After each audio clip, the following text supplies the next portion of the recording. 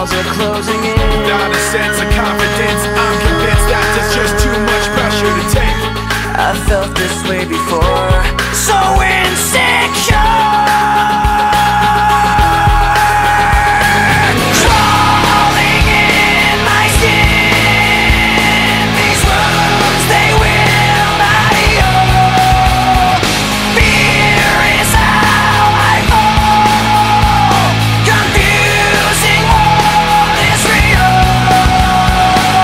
Discomfort endlessly has pulled itself upon me, distracting, reacting. Against my will I stand beside my own reflection.